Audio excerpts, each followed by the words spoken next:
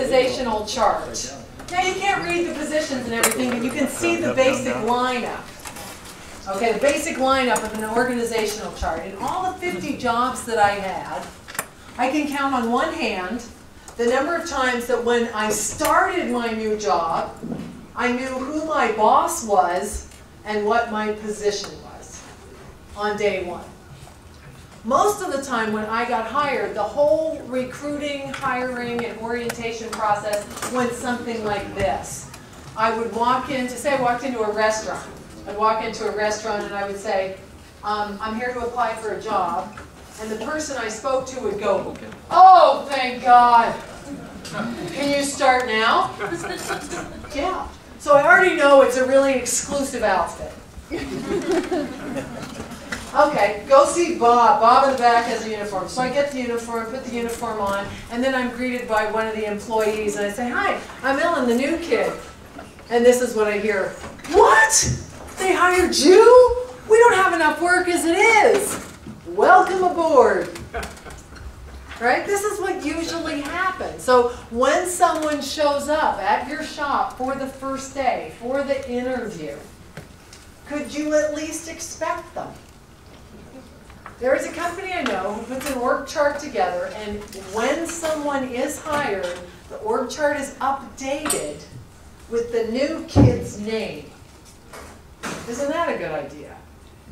And they know when he's coming, and when he shows up, everyone who's there stands up and gives him a round of applause as he walks across the lease line.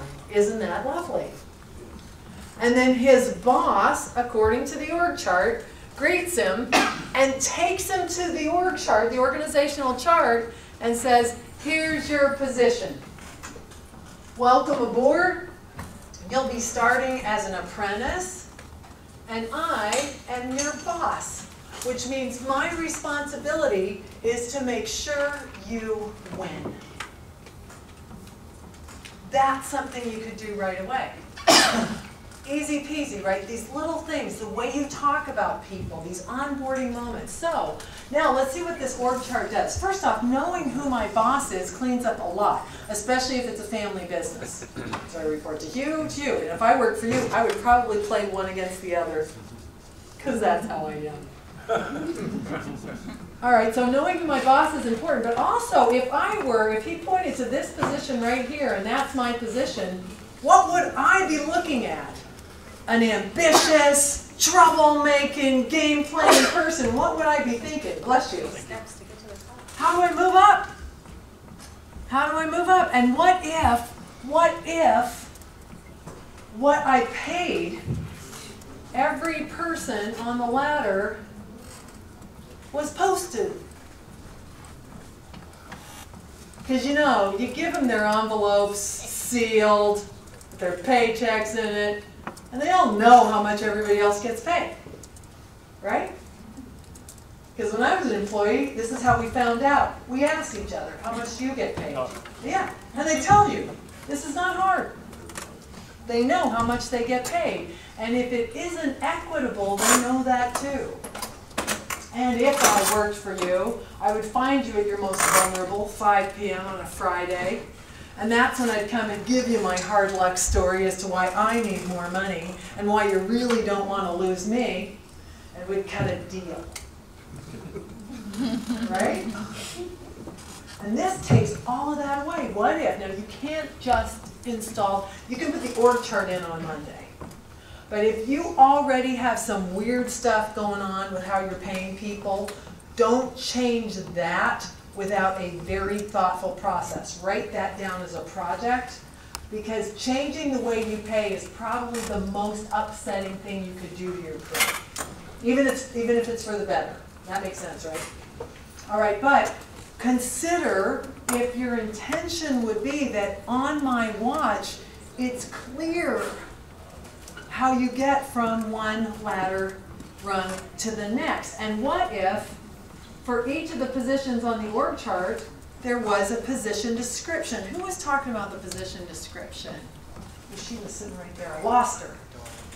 Blonde hair. What's her name? Darla. Darla. Okay, when Darla gets back, The position, oh, there you are. Hi, Darla. Position description. The position description is important, right? Isn't that what you brought? Did you bring that up during the last session? Yes. Yeah. And I wholeheartedly agree that shouldn't we make clear what they're responsible for doing? And so for every position on the org chart, could we have a short position description? Bullets, half page. If you're a CSR, suppose you're a CSR, you're over under the marketing manager as a CSR. Your bulleted description is answer the phone, book the call. Do we need more? Is there more? Depends if you give them more. Well, that'd be the next step up. What they're supposed to do, make it really simple and clear. Then we could have manuals for how to answer the phone and how to book the call. And those manuals now are what they're held accountable to. It's their training material, elegant, simple, easy, and it dovetails with the org chart. All right, so the org chart is one I would put on my list. Let's clarify who the boss is, what the reporting relationships are, and is there a ladder of opportunity? All right, so then we have the position descriptions for every position on the org chart. We have a short position description, and then that position description serves as the table of contents for their manual. Now you have manuals. Isn't that easy? That's a shortcut, right? Can you edit the manuals to make them just right for your company? Of course you can. So take out what you don't use, put in what you do use, craft them. So, if you have a question, talk to your, support team at Mr. Electric. But the idea is that you get these things in, not that they're just sitting on the shelf. Now, if you want to customize the manuals, who should you engage to do that work? Who's going to edit the manuals? Employee. Yeah. The person doing the job. What do you know about it? Less than they do. And wouldn't that be a cool thing to get their take? Now you are the queen of the company or the king, or you may be their boss, so you can veto, you can edit, but let them take a swing at refining those manuals and customizing them to make them perfect for you. So what we're doing is we're starting with the system so that we can create a really magnetic culture. Now the people who work for you can start talking about how it is at your company, what it's like here. That's integral to creating a company where people will come and work and you can recruit. Look at it. You want to work here? That becomes your recruiting mantra. All right? When you put this org chart together, let me go back here a second. When you put this org chart together, and then you create those salary levels, all right, picture this. And this doesn't happen overnight. This is just, I'm beginning with what the intention is, but you can build this. And as you put that salary level together, written, clear, and fair, there's no opinion. It's all behavioral. Your job is to answer the phone and book the call. Don't put things in your position description, must have a great attitude, must be a go-getter kind of guy, must be willing to multitask, take initiative. Because to someone like me, that means nothing. I have no idea what you are talking about. Does he show initiative? How do we know? What does it mean? How do you measure that? Keep it behavioral. All right? So let me describe this. I never talk about an employee's attitude. Now, who here thinks that attitude is super important? And you can, I do. I work on mine because who's the one guy I can control? Me. All right, so has anybody here ever had an attitude discussion with one of their employees? Yeah. Oh yeah. How'd it go? Not hard. Great? I fired him? Is that what I heard? Is that I fired him? I got fired. And then he did the best thing that I could ever imagine. He went out and told everybody he got fired for having a bad attitude. But what does it mean? Like, somebody have a bad attitude discussion with me. Who wants to do it? Who's going to take me on? Come on. Okay, Darla. Come on up. Let's do it to Darla. Come on, girl.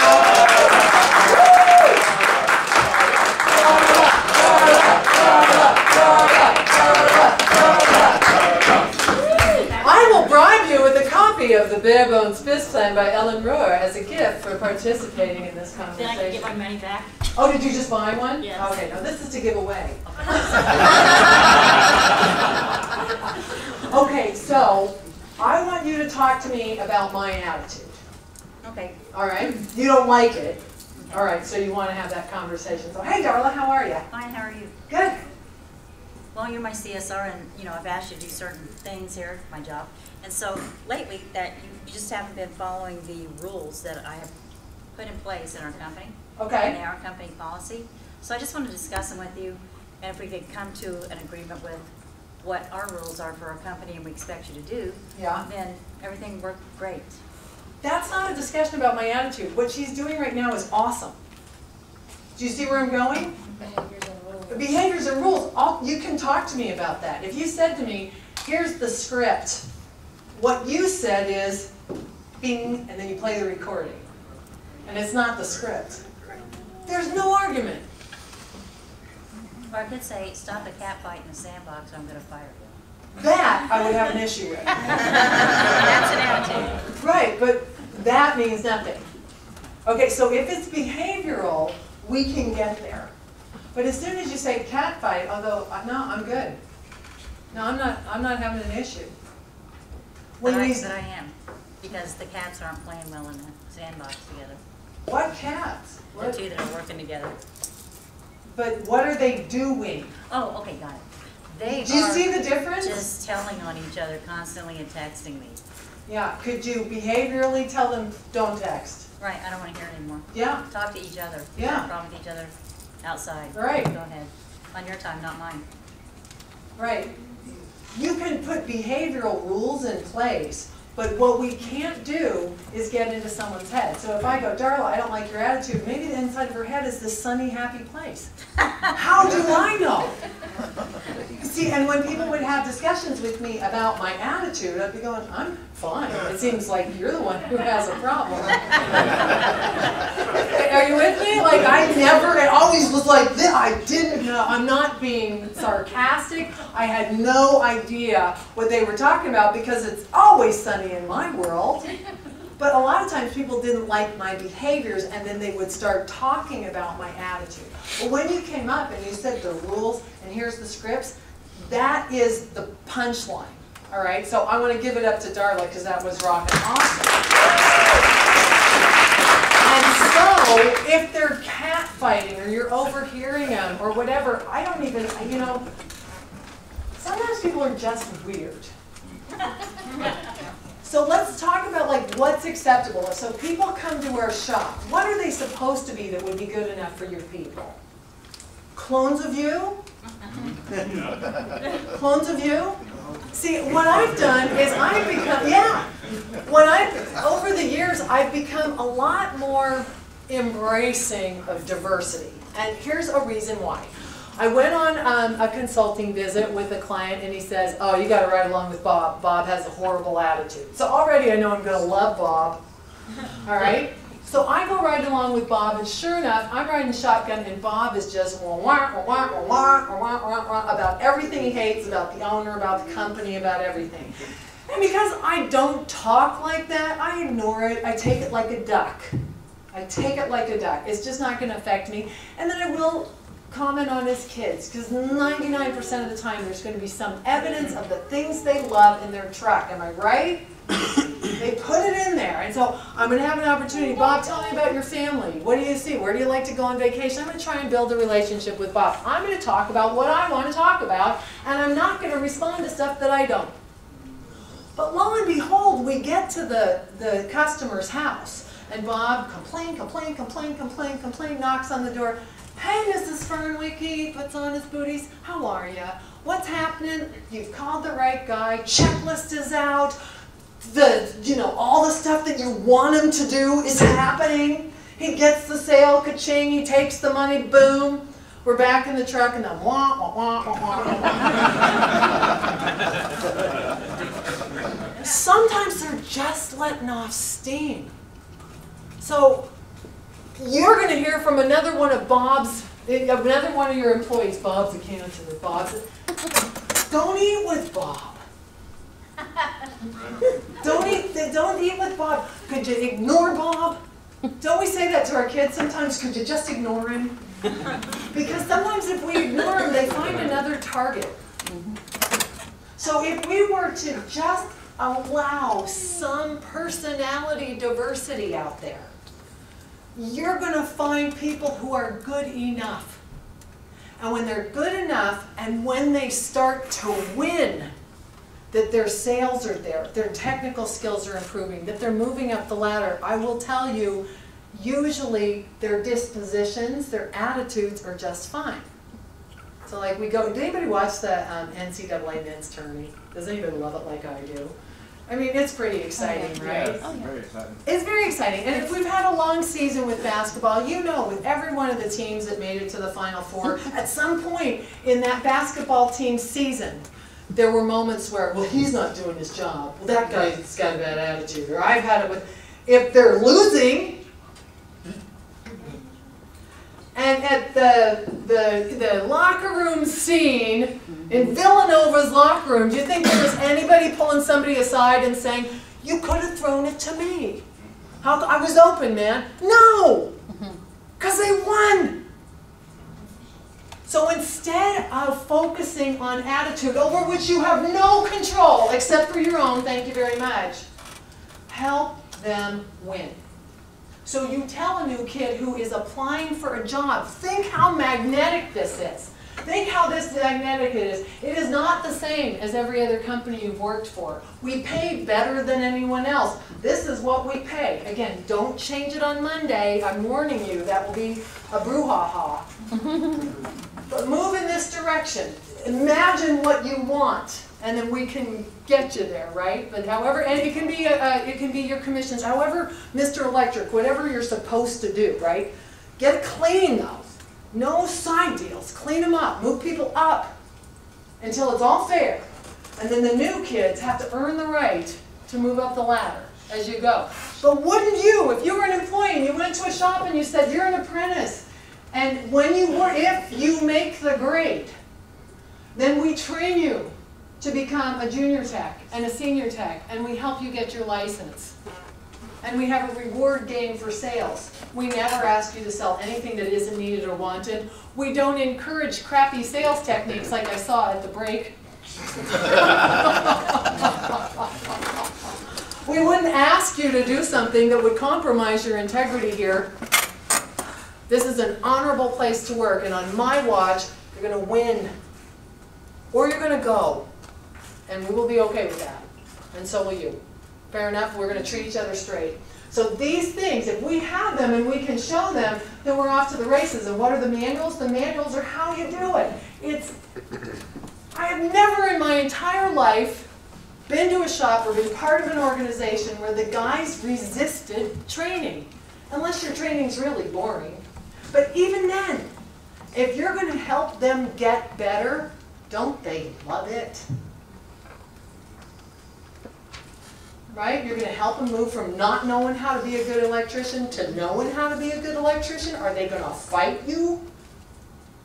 That has not been my experience. We're going to help you get good. Every aspect of this job we're going to take responsibility for and help you get good. So we're not going to talk about their attitudes. Or that's my recommendation. You're going to help them win. I don't mind if they're kind of wiseacres. Give me a troublemaker. Give me a troublemaker. And I'll fall in love with him. And then I become pretty irresistible. Watch your words. We talked about this before. Here's another little thing that I recommend you do. Watch the nicknames. Spaz left. I don't know why. Who started that one? Right? Be careful with that one. Check with the guy. Do you mind if you're called that? Now, there was a technician I know, his name was Bam Bam. Now, I like a man with a nickname. My husband's name's Hot Rod. And if Bam Bam liked being called Bam Bam, Bam Bam's nickname is going to help him or hurt him in the field. It's going to help him. It's a cute nickname. But if Bam Bam doesn't like it, then you call him Brian. So you got to make sure. And don't give them a nickname that they don't like, because it'll make them quit. And they won't tell you that that's why they left. All right, keep this simple. Make it a really awesome place to work. Okay, now we're going to get specific on how you're going to recruit some guys. If you can create a company, and I'm giving you the tips, you've got tons of support with Mr. Electric to do what I'm encouraging you to do. You've got the manuals, you've got the systems, you've got the training. The more training you have, the more systems you have, the less experience you need. Now, for those of you who are just starting, if you've got 2 trucks and you're trying to get to your 3rd truck, here's a dilemma. It's a dilemma to consider. Do I hire someone who could be revenue producing fast? You might at this stage of your development, but he's going to come with, or she, he's going to come with baggage. The way they do it may not be the way you do it. So you bring them on board, and then you raise your prices to accommodate an apprentice. Does this make sense?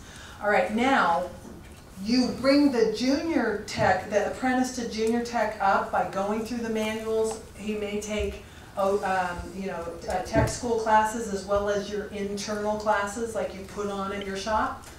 You take your senior guy and have him come up the ranks too.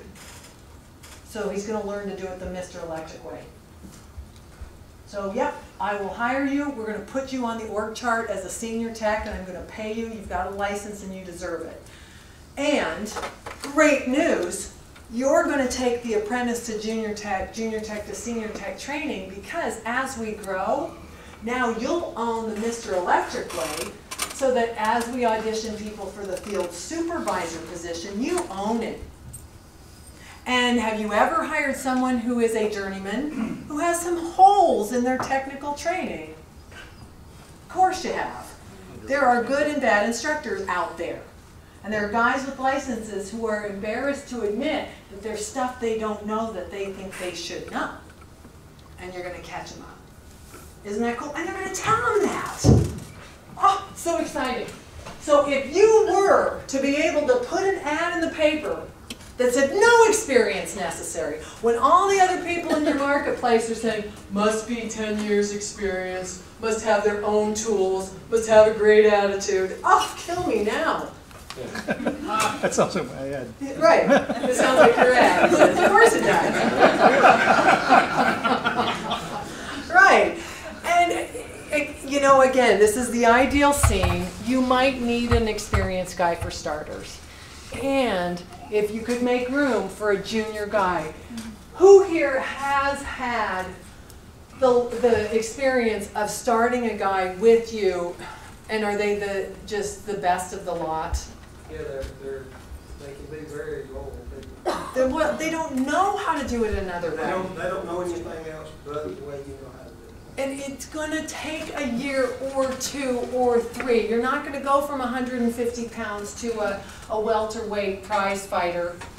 But if you start now, the work that I'm suggesting to create this engine where people could come and learn how to be an electrician on your watch, 5 years from now, you're going to have your graduating crew.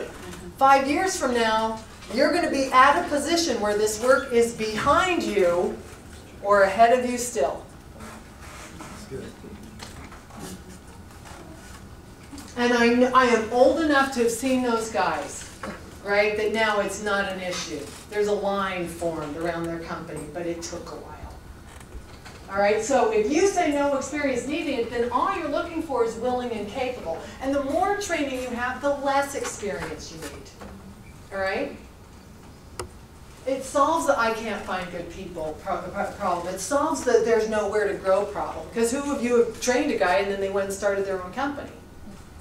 They're gonna. They have the right to. Your game better be compelling enough that they don't. Otherwise, wish them well and they'll make you proud, perhaps.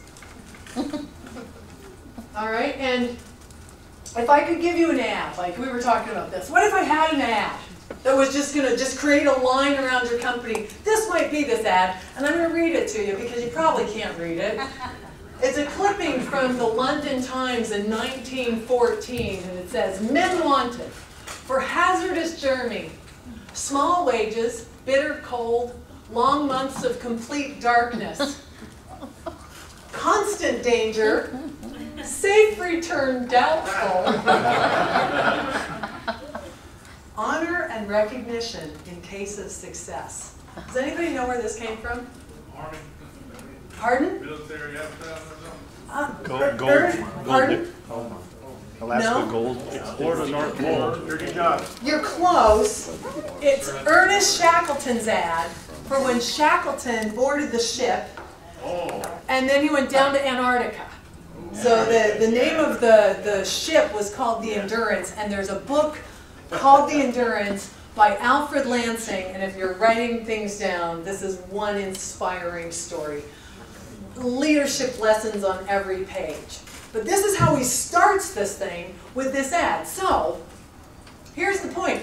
Hundreds of people applied, including dozens of women. All right?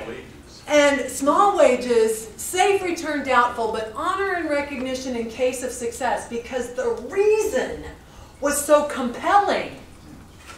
People applied. So don't apologize for this being hard. Not everybody's going to be an electrician, a lightning wrangler. Perhaps you're good enough to make it. And perhaps you might have to budget in that we hire 7 to get 2. And who pays for that? You're trying to make stone soup out of your recruiting efforts. We get one kind of guy who we hate, and then complain about him for 6 months, and then fire him. But if we open this up, what if I don't need perfect people? I need people who are willing and capable.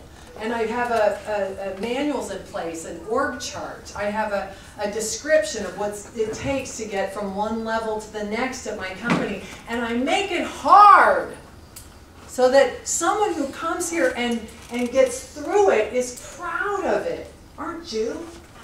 Aren't your favorite teachers the ones that really put you through the paces? Right? Do what the others will not. And make yourself interesting and compelling. So whatever your ad is, I'd change it up. And make it different. And if it could be experience appreciated, but not required. Interested in a much bigger game than you may have found elsewhere. Willing to be the best at your craft. To audition for this position, see me, and then be really specific. Be there at 10:05, 10:07 on Saturday, April 19th or whatever. And someone might just see that and come and talk to you because of the intrigue. Just be different. Fair enough? So that ad will probably get you more than yours. Now, if you're going to train the guys, if you have the opportunity, well, you have the opportunity, let me put it this way. At Zoom, the commitment to training, this is our drain company in Philly, is where we have the training center. This is buried in the parking lot. In the inside of the shop is 80% of what they're going to find is drain cleaners. There's urinals, there's a cuspidor, that's what you spit in at the dentist, because those get clogged. So the things that we do, Dave, the grease traps, the stuff, I don't do. I say we do. I don't do any of it. I just appreciate it. It's buried in the parking lot, or it's installed, fully plumbed in the building. This is what we're encouraging you to do, so that they can practice.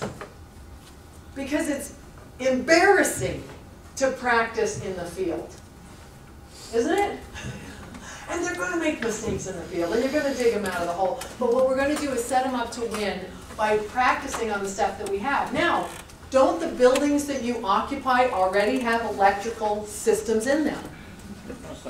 Most of them. Okay, we have a couple sheds. Could you upgrade the equipment at your shop? Could you make that a training experience? Could you take the panel apart and put it back together? Yeah, you don't even have to do something this dramatic, but for some of you who are bigger, who have a little more wherewithal, you might aspire to a more formal training center. But this one, there's really no excuse to saying we're going to train you at the shop, at our homes, versus just throwing you out there in the field and wishing you luck. So when you say you're going to train the guy, then that makes you magnetic. That's compelling. A really great game involves rewards. So you're going to play a game for sales, for productivity, for safety. I love a safety game. Isn't that awesome? How long can the whole shop go without an incident is a great game to play. So you're going to keep score, but if you keep score, your commitment is we're going to help you win. So if you just keep score, but you don't train them, it's mean. And if you train them, but you don't keep score, it's stupid. So the two sides of the coin, and you share this with the guys. You say, let me tell you what the vision is. That we do such a great job of training that everybody hits minimum levels of performance. What's good enough for you people? Is it $1,200 a day for the service techs? Is it jobs coming in at or below bid for the install crew? What's good enough? And as we define that through the budget, through what what we need every day, divided by the number of techs we have, this you can do. You've got the help with Mr. Electric. Then you play a really great game, and your promise is to help them get good or you help them get gone. If you've got a service tech in one of your trucks who never hits it, that's the guy I would say, listen, you and I, white on rice for the next 2 weeks. And whatever's getting in the way of you hitting minimum levels of performance, we're going to suss it out. And I'll do what I can. I'm in. I'm fully committed. Are you in? Because if you're not, let's part ways now. But if you are interested in staying in this truck and figuring out how to be successful, I'll meet you more than halfway. Let's go. And then you ride along. And I've ridden along now, I think 122 times. I put on the costume, I get in shotgun, and I don't even know how to do the work. But they do such stupid things out there that are blowing up their sales. It would just blow your mind. And if you see them do that, you could tell them, don't tell Mrs. Fernwicke, don't use that line on Mrs. Fernwicke anymore. I had one of my guys say, if you could afford it, I'd go for that. Oh, no. I don't think that was helping. Is that helping or hurting?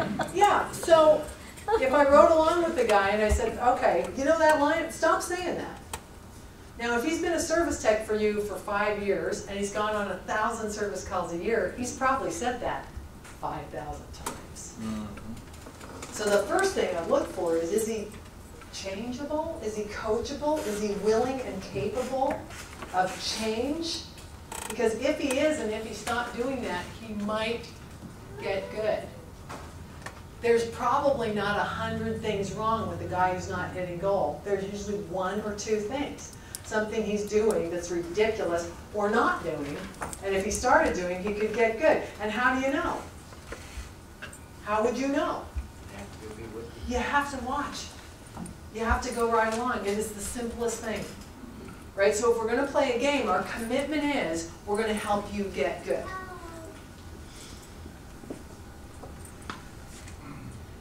Is there anyone here so far who's deeply disappointed that I haven't given you, like, here's one tip that will have a line of guys waiting for you when I get back?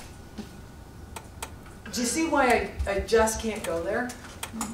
And there are some obvious things. You can go to monster.com, you can go to Career Builder, you can put the ads in the paper, make it an interesting ad. You can send out word to the supply houses, you can talk to people at your church, you know all those things. So engage them. But it's like marketing. Before you make the phone ring, shouldn't we know how we're going to answer it? So before these guys apply, shouldn't we get our house in order? Right? And then that becomes the magnetic draw to the next guy and the next guy, and you shift your whole culture. Okay. Now, how much do you want with your team, too? Who was it that said this earlier today?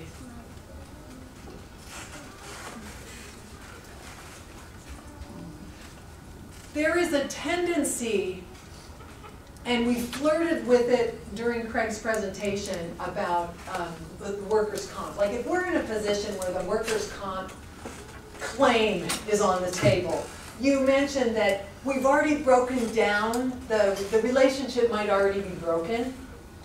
Didn't you say something along those lines? Like that's, you might. That is that the person, the whistleblower for OSHA is likely someone who's disgruntled. Right. Okay, so I ahawed on that moment. Because you are going to make mistakes. And your team is going to give you a bit of a pass if they understand how much you love them, how much you're trying, if you're committed to their success. So as you get to know them, as you recruit them, as you hire them, a good way to develop this relationship is to share with them your been, now, and going story and ask for theirs. So when someone comes on board, you say, let me just tell you about what I see for the company, and there may be some ways that we can help each other, that you can get what you want to. So this is where I've been, here's where I am now, and here's where I'm going. Now tell me about you. Tell me your story. Where did you start? Where are you now? Where do you see yourself in 5 years? And if your goal, for instance, at your shop is that a service technician, what's a goal for one of your companies? We can't price fix or any of that, but just toss out a number. 5,000 a week. Okay, so your goal is 5,000 a week, and you say at our shop 5,000 a week, and you're on target. If you do more than that, there's bonus to be made. And maybe one of the techs that you're talking to says, I have every intention of bringing in $7,000 a week. Has anybody had a guy like this? They're in it for bigger. You say to them, all I need is 5,000. And I will not compromise my integrity should you be delivering $10,000 every week. All I need from you is 5,000. However, I hear you, and I'm in. And as long as you're never selling anything that isn't needed or wanted, that you sell, your sales stick and feel good, then we're off to the races. So what would you like to do? You could, with employees, even in the recruiting process, say, I'm more than happy to support and honor a stretch goal for you. Just to be aware of it. All I need is 5,000. But if you set a goal for 7,000, I will pay attention to that. Wouldn't that be compelling? Right? And it also puts them on notice. I don't need you to be a superstar here. Just good enough is okay. And if that guy doesn't hit 7,000, he's not a loser. All I need is 5,000. Isn't that great? These little changes can make all the difference. Because sometimes the guy who's the superstar, we keep raising the bar on him. You do 7, I bet you can do 8. Oh man, you did 10. Now he brings in like an $8,000 week and he's a loser. Not okay. What's good enough for you people? But then help the guy get even better. All right, now this is, I think I talked about this at our last event, and I wanted to share that as you move guys up the ladder, well, let me erase these, I don't even want to say that. I'm a big fan of open book management. Does anybody know what open book management is? Does anybody do it? Anybody share the numbers? Larry, you do? Tell me to what degree you do it. How do you, I got you right in the middle of a bite. Right in the middle of a bite. What do you share? We share everything that they can, all the good news, the bad news about the company, where it's heading, Just share numbers? We share numbers with them. Okay. We, especially all the numbers that they can contribute toward. Bump How it. to get from here to there. How to get from here to there. What made you do this? Because it's unusual. Most people are too scared. Daddy told them never show it, right? It's because I've made so many blunders, Okay. and that I realized that I needed to shake myself out of that, and I realized that really top-notch people want to know what's happening and want to know where they stand. What do you need me for? We have Larry. Yes, yes, yes, yes. Yeah. And that's part of the story, man. I'm hogging the score. All right, so if I have a $5,000 goal, where did it come from? Would be a question I would ask. Did you just make that up? And you could say, you know what, I put a budget together. And I tell you what, most of budgeting is totally making it up, isn't it? Isn't it? How do you know what's going to happen in the future? We don't. Do I get a book? Yes. Let me take Darlene's. Okay. Oh, here it is. Okay. Oh, I did take your book. Yeah. Darlene. Feel free to pick one more book there to give away. To give to your knuckle-headed competitors who aren't charging enough. There you go, Larry. Thank you. I have that one, but I'm going to give it to somebody else. Okay. Thank you for that. Thank you for that. All right, so today I've got if you go to ellenrohr.com / here you go, Mr. Electric, jot that down or go ahead and type it in. Opt into my website. If you're into my website already, if you use the same email address, you won't start getting two. If you hate what I send you, because you'll be on my list, just unsubscribe. But to get the freebie, if you go to ellenrohr.com / Mr. Electric, you can put your name and email address in there, put you on my list, and you get a copy of that financial quick check, which is just a one-page dashboard report, which may be adorable for you to ease into open book management, sharing where we are compared with where we want to be, etc. And I share this because exactly what Larry said, if I'm on the team, wouldn't it be cool to know what the overall objectives are? You don't have to share what everybody at the company makes, although they already know, with the exception of maybe your salary. But you can, just show the big rocks, sales, labor as a percentage of sales, and the easy peasy stuff. The financial quick check is a nice tool. But when we start sharing numbers, the coolest thing it does is it builds trust. Because we're telling them the score. And Ellen, what you said initially is right on point, and that is that when they come into the company, that's when you let them know what the game is. You let them know you share them where you've been, where you need to go, and ask them about themselves. Talk to them about the organization, where you see the organization, your vision.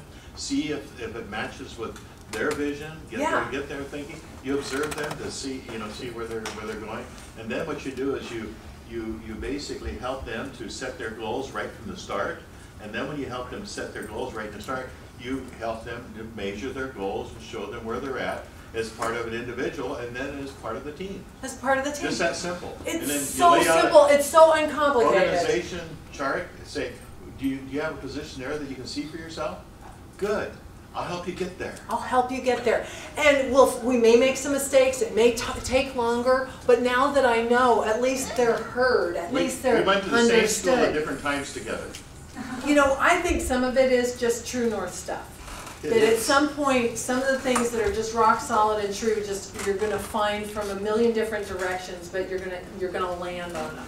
What do you want to share too, Keith? Very cautiously, I actually started opening up our financials to our company, everybody involved.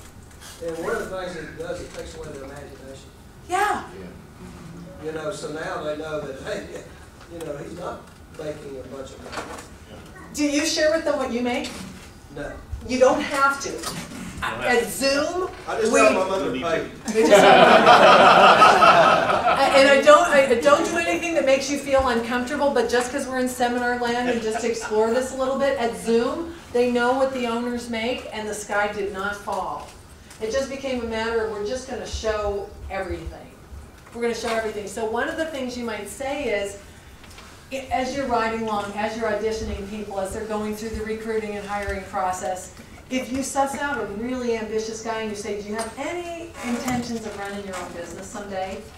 Let's put that on the table, because they can do that. right? And you say, I'm gonna help you financially learn the basics. I wish someone had taught me this. You can teach your kids this. From a marketing standpoint, we'll share what we're doing. Operationally, the systems, this is replicable. You might be a franchisee someday, right? But your game is either get them good and be proud of what they end up accomplishing, or they could be your field supervisor at your next location. I mean, it's hard to take that leap. I mean, not everybody's cut out for it. There may be a better gig. This is what we're doing at Zoom. We've got a new location at Philadelphia, and one of our field supervisors is now going to oversee his crew over there. I'm psyched out of my gourd. This is a big move up for him, right? And that is a guy who will go start his own business unless we make a more compelling game. So it challenges us too. What do you want to share? Well, I just have a question, because we were trying to explain to a new tech about how we come up with the numbers that we do for charging. But the thing was, not the most tactfully way, because the customer was reviewing what was given for the quote, he started explaining to the customer about all it. I was like, well, I'm not really sure that that's like the best approach, and I wish you wouldn't do that.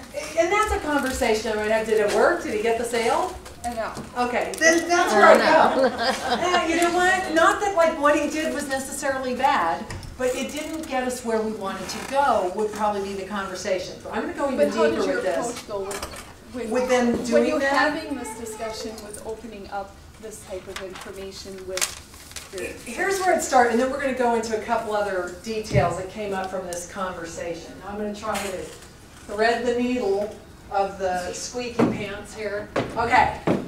All right. What I might do with the text is to show them the budget, but show it to them in big rocks. So we might say, you take your budget, you put your budget together, and you say, I want to share with you kind of the salient points of the budget. You can do it in a group setting, or you can do it individually. And you might say, our goal for this year is $1 million in sales. Okay? Now, of that $1 million, what we know from past history, this is why budget has a lot of guessing in it, but if you've done budgeting for a while, there are some patterns. Mr. Electric can help you with some of the basic numbers. And here, it doesn't even matter. I know that probably labor as a percentage of sales is somewhere in the 18 to 20% range. Would be a good number, right? I mean, this stuff is not that hard. So suppose then if that's 100%, then what we can lay out is that labor, we aim for 20%, and materials, I don't know, let's make it 10. I don't know what yours would be. Okay? And then overhead or operating expenses, and then we're going to aim for profit. Okay, so then what I'll do here is I'll say, okay, what's interesting is how much overhead is. I mean, it always surprises me. How much do you think we spend on fuel during the course of the year? And then you put in a few of the operating expenses. This is what the guys usually are not noticing. This isn't, I mean, they understand the labor and materials, but they think above and beyond that is all profit. So what I just try and communicate in this demo is, what is it for fuel and what do we spend on marketing? Wow, that means we spend too much on marketing. You know, I might. However, as the owner of the company and as the marketing manager, my job is to get the phone ringing. Sometimes I do a good job and sometimes I do not such a good job. But my responsibility is to spend money wisely, fingers crossed, to get the phone to ring, and what I budgeted is X number of dollars and whatever percentage, right? And fuel, and insurance, and trucks, and you line all this stuff up. And so then when we end up with a 15 or a 10% profit, at least they know it all doesn't go there. Now, let's go back to your question about the objection. This is where sales training helps, and we're not going to go too deep dish here, but I would definitely, if you don't have on your list formal sales training for your guys. Do you do formal sales training? Yeah, we train them. I mean, I have 2 guys. So, okay. I mean, we have a process that we follow and we work through things, so yes. Yeah, okay. So that's good, right? And then the ride-along is going to be good, because then when you ride along and it doesn't work, you go, well, what else could you try? You know, that one just didn't seem to work. Here's another issue, though. Who's boss of the guy you're talking about? Is it you? Yep. You're their direct report. I'm the one, I don't know electrical, so the electrical talk goes with him. This could be confusing, okay, if you're not the service manager. if you're the one who's coaching them on their sales performance and it's somehow separated from the technical performance, we've got opportunity to get confused. Does this make sense? All right, so. It was very evident. I mean, we're working on it, but it was very Right. clear how he was getting confused. Okay, so this is like, and I'm sharing, this is where an org chart will be super helpful to you guys. Because it may not be your task to do the ride-along and the sales coaching. It might be yours. But you just got to figure out who's going to do that. Because when we start separating out someone's performance, sales, and then technical, it all happens at the same time. The ride-along is where all of that needs to be managed by one person. Does that make sense? You might be in charge of putting on the sales training, but if you're doing the ride-along and you're going through and actually doing the coaching, your input on the guy's performance might be confusing. It might be your job. Does this make sense? I'm going to leave this here, okay, but that it just came up.